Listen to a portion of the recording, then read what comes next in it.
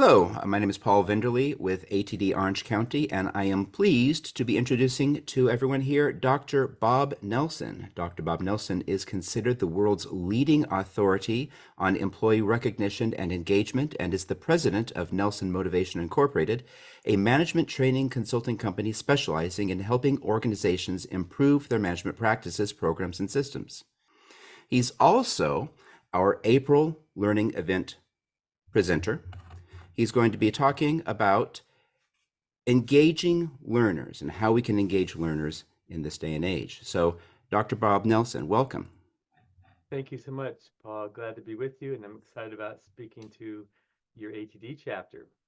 Absolutely, and we're thrilled to have you with us. Out of curiosity, what is it that brought you to ATD Orange County? Well, I'm trying to do more with ATD. I've been a long time human resource expert and presenter. I've keynoted over 300 HR events, and I spoke at last year's ATD National Conference. I'm speaking at next year's in May in New Orleans.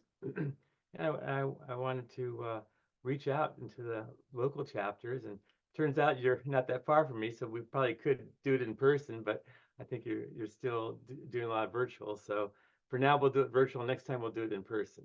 But Sounds like a plan. training's close to my heart. I started as a trainer coming out of school, and I've been doing that ever since in one form or another. And I guess if there's the one thing is that I'm training is not an isolated function. I know if that's your job and that's your function, you tend to think it's all about this, but it's really the impact of training on the organization and its operations and how everyone does their job. So I think it's more critical than often I find even trainers give it to be. They're just focused on what we do.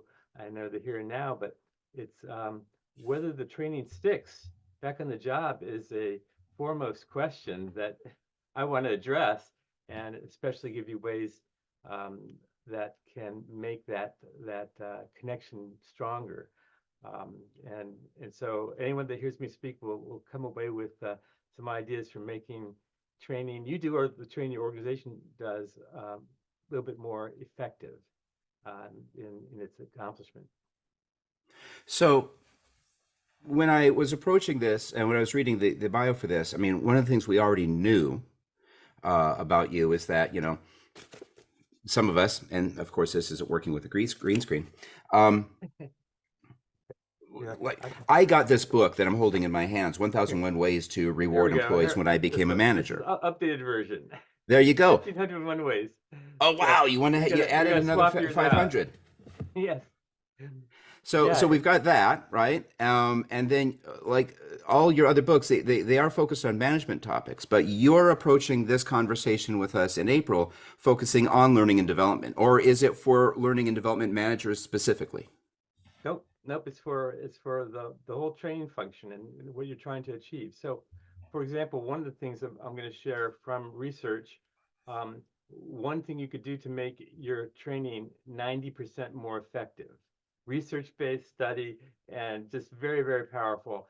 Having been a trainer myself, and a lot focused on the class activity and whatnot, or maybe getting people to the training, but the real magic happens on when they after the training they get back to the job. Do they use what they're taught, and what can we do to help assure that they do? So otherwise it's a lot of waste of money and time of and I'm sure we've all seen that some people go to training, they come back afterwards and, well, you back from vacation, yeah, people cover for you while you're gone, come on, you got to dig in.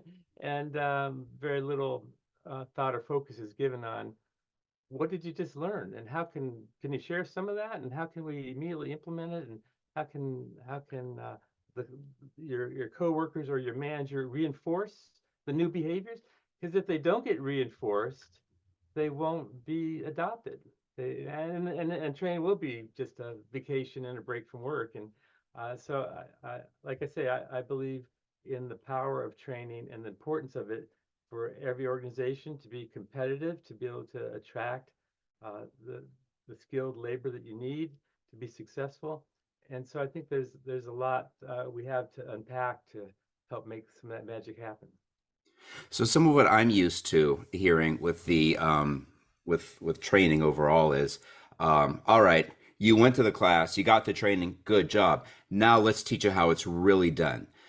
So, is some of the techniques that we're focusing on for engaging learners also going to address that sort of mentality where this is something that not only overcomes the hey, now you're going back in the job and doing all the work you have to do, but also overcomes the people who are like, yeah, you went through that, you know. Yeah, and so like that fallacy is sort of like saying, well, you got the textbook, explanation for how we do things, but to this is how we really get it done to get to cut corners or to meet our budget or to make sure that people come or whatever it is, and so I would say, one of the things I learned as a trainer is that one of the best training is you try to bring the walls down. So it's not a classroom, but it's bring the actual problems that you're dealing with. Let's talk about them here.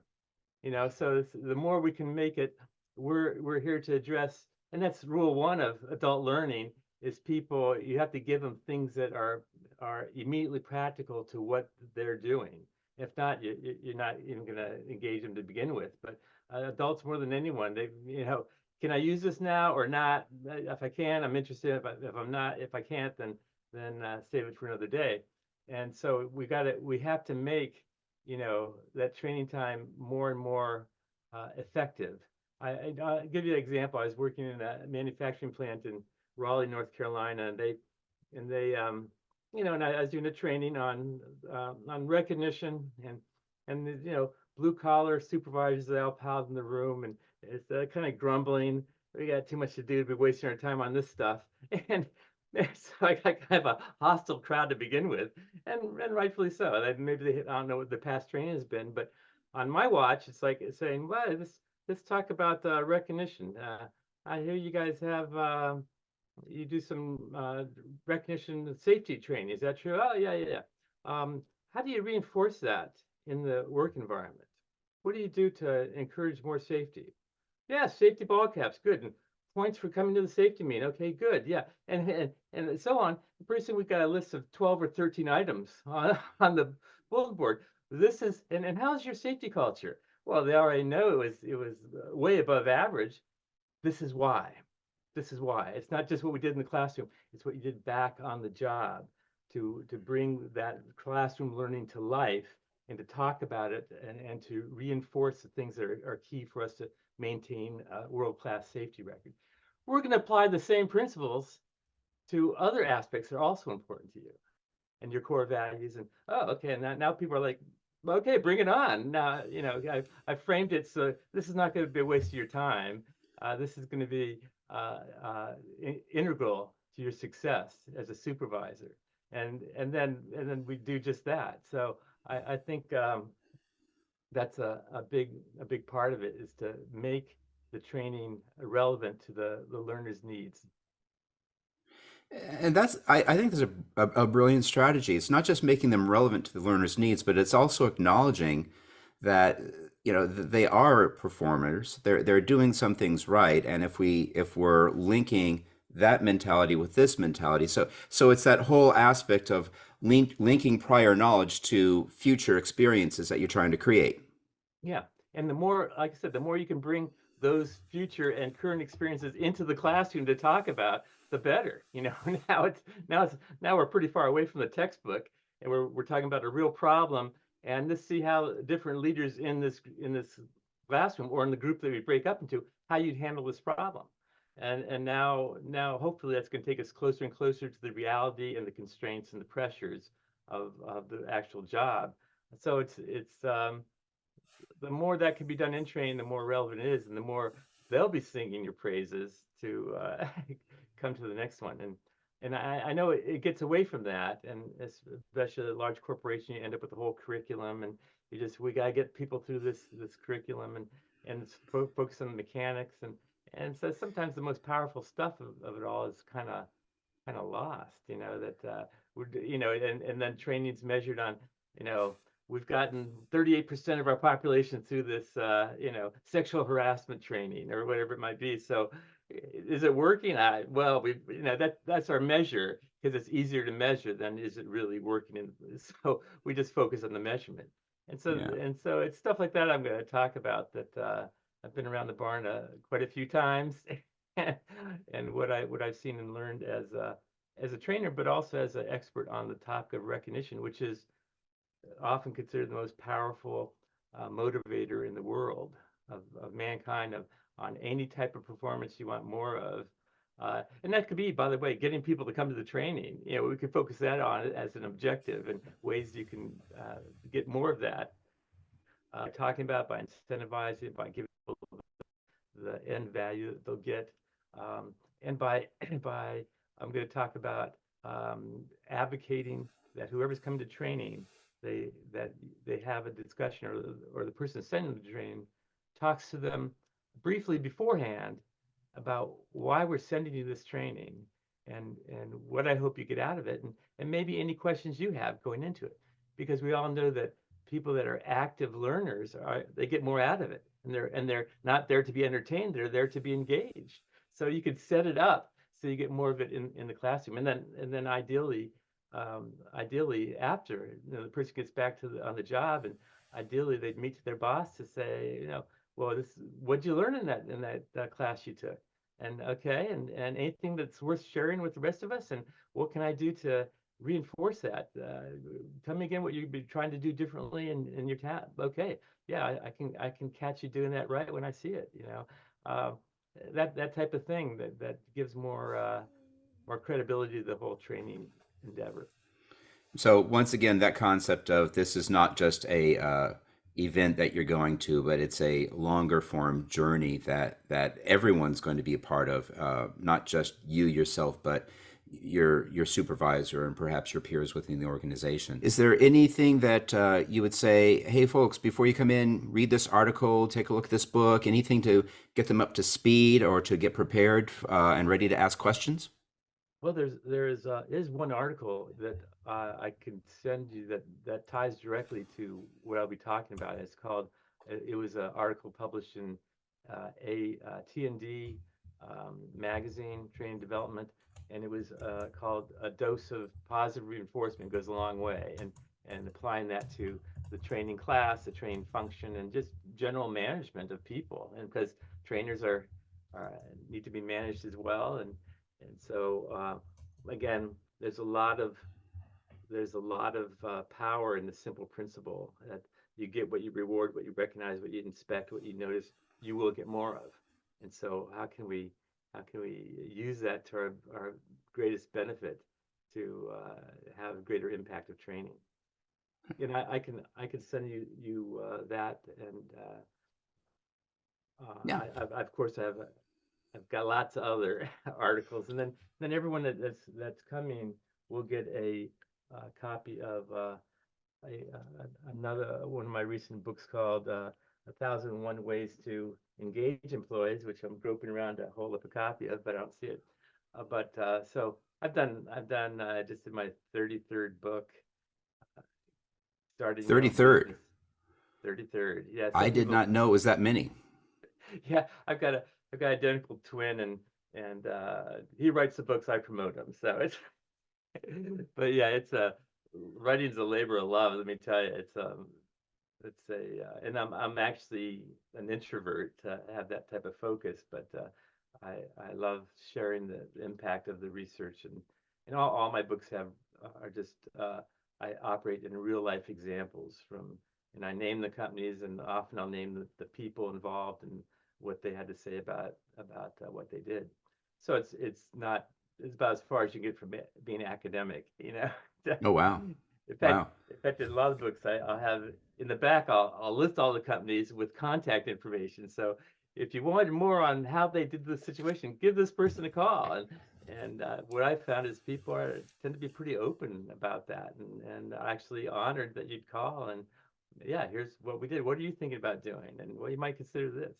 And so, learning doesn't just happen in the classroom. It happens from our peers. It happens, you know, and then that goes way back to even, college and high school. College, you hopefully get a quality education from the institution, but a lot of that is dependent on the people you're going with and Yeah. their interest in really learning versus having a good time and finding that niche of people that are they're like-minded as yourself to take the topic seriously and to leverage it. So um, anyway, I've got a lifetime learner, a lifetime trainer. I've got and so ATD has always been close to my heart. I maybe have drifted from it as I've dealt more with just the broader management issues, but to me, it's a little bit of coming home to share the goods with my peeps. Let me build on this concept that you have, though, that um, folks they'll come to events to learn from their peers and learn from other people. Um, One of the things that we're acknowledging here within ATD Orange County is that um, attendees, a lot of people, they tend to go ahead and do their research online and get a lot of information online. They'll watch a YouTube video and say, "Yep, I got it," or maybe they'll go on LinkedIn Learning, and those are great resources and those are great tools to get some basic information. So my question for you would be, what will attendees get from this session that they're not going to get from watching a LinkedIn Learning session on engagement or a YouTube video on the same topic? Well, good question, and I think one of those is the interaction ability that we have, and in terms of Q&A and discussion, um, would be one of the things. Um, uh, what else? I mean, there's a lot to be said for, and I've got a lot of video clips myself on different platforms and whatnot, and those are worth something, but you I usually find to make a fundamental change, like a cultural change in your organization, you need more than a couple key insights because there's a lot of other issues. There's a big one just being inertia. We've never done this before, so why now and why this way? And so it's kind of dragging people along, and there's a lot of that in any type of training. You're training a talk about in the aggregate, you're training an organizational population with the point that you have a tipping point.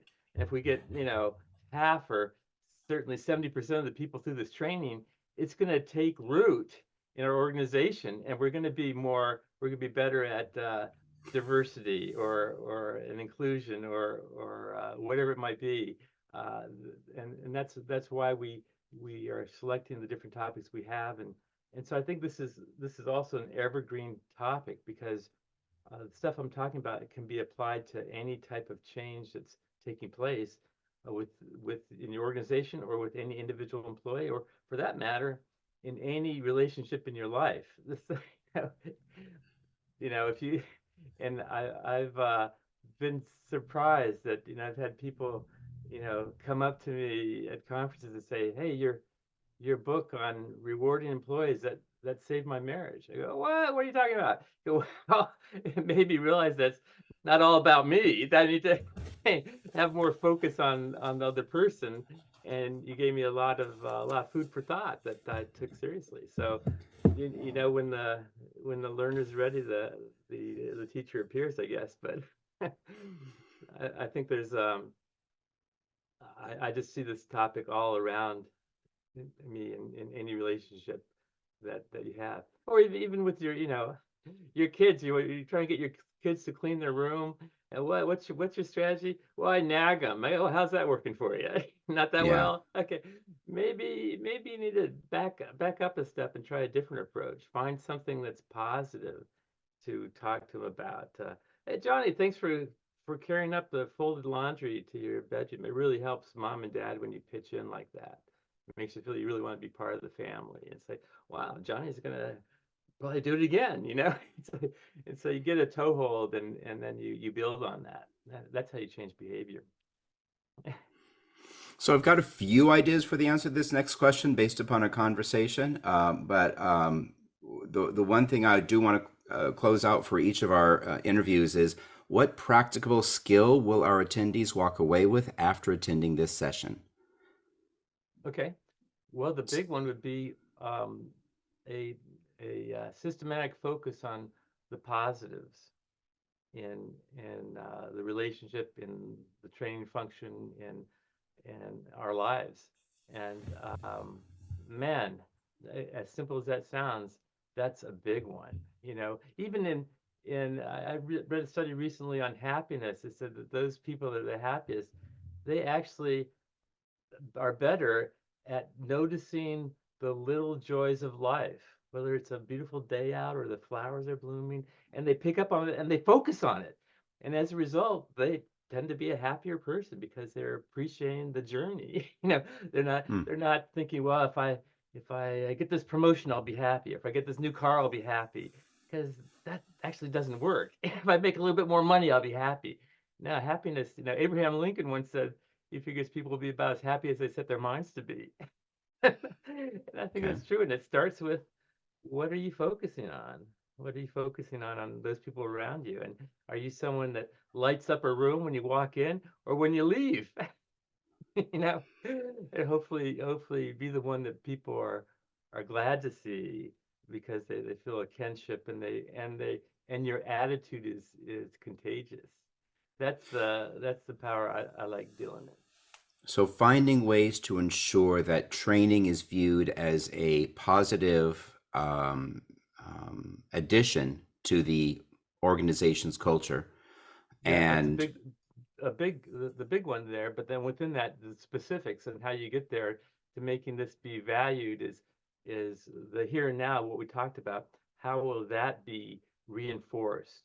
And then who's going to do the reinforcing? That's why, again, the talk with the person's manager when they get back is important. But you know, I've been in organizations where someone, especially someone went to a conference or something, and you know, same type of thing, training. Well, yeah, you back having fun, you know. You went to Florida, well, poor you, you know, get back to work, you know. And instead say, well, hey, give us a debrief on. I know you went to a bunch of sessions. Tell us some things you picked up, and because we didn't get to go, and we'd like to. I know there are a lot of current topics, and so having that person do a 30-minute presentation on the learnings they had and maybe a handout they picked up, that's a simple way to extend the relevancy of training, even to trainers. You know, so absolutely, absolutely. Okay, well, thank you, Dr. Nelson, for sharing some time and meeting with us in prelude to your learning event presentation. Once again, the learning event presentation is titled Engaging Learners, and we'll be hearing from Dr. Nelson in the evening of Wednesday, April 24th of this year. We'll start at 6 p.m., end around 7:30 p.m., and we will once again learn how to increase our organization's training effectiveness by 90% in a fun and practical session with, once again, Dr. Bob Nelson. Dr. Nelson, thank you so much for your time, Paul, and thanks we for look having me. forward to hearing from you. This is a great example of how to uh, sweat people's appetite and tell them a little bit more. If, would you be interested in this? And if so, show up, and we will further engage the topic. Excellent. Thank you kindly, sir. Thank you, Paul.